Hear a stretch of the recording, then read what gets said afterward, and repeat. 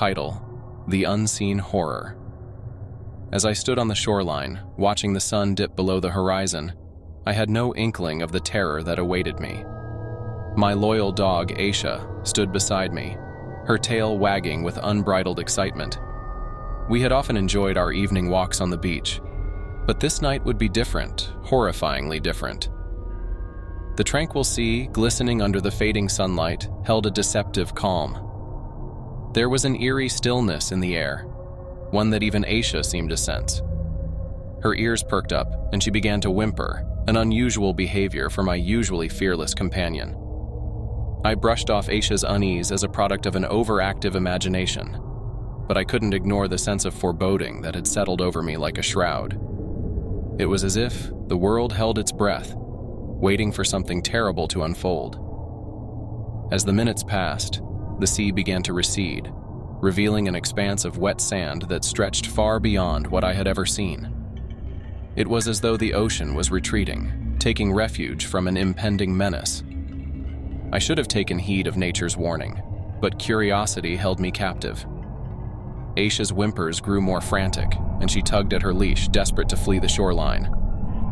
I reluctantly followed her lead, realizing that the uneasy feeling in my gut was becoming unbearable. Just as we reached the safety of the dunes, a low rumble echoed through the air like distant thunder. I turned back to the sea, my heart racing, and that's when I saw it. An enormous wall of water, towering over the horizon, hurtling toward the shore.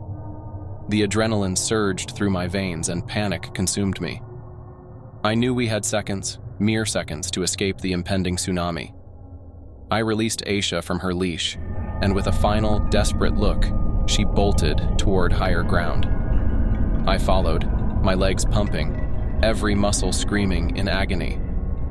The deafening roar of the approaching wave filled my ears, and I dared not look back, for fear of what I might see. As I reached the summit of the dunes, I glanced behind me, and my heart plummeted.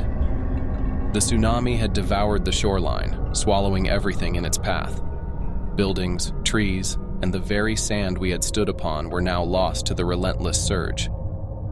I collapsed onto the ground, gasping for breath, but there was no time for rest.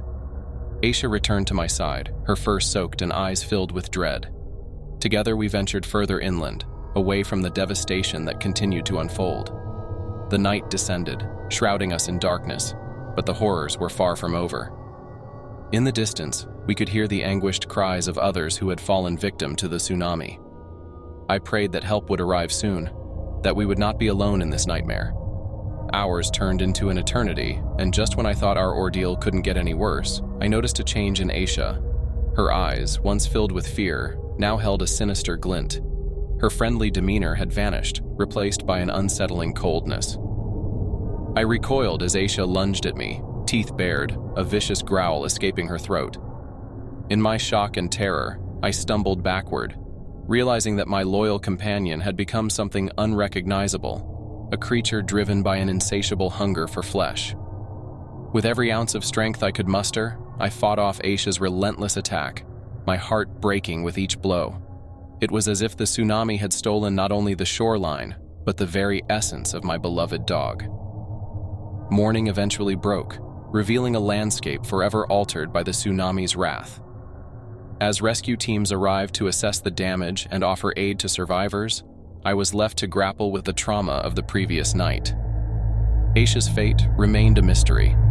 Had the tsunami triggered some primal instinct, turning her into a creature of terror? Or was it something more sinister, something lurking in the depths of the sea that had corrupted her very soul? The horror of that night would haunt me for the rest of my days, a reminder that even the most familiar and loyal companions could become agents of terror when faced with the unknown. And as I stood amidst the wreckage of my once tranquil world, I couldn't help but wonder what other horrors the depths of the ocean held, hidden from our understanding and ready to surface when we least expected it.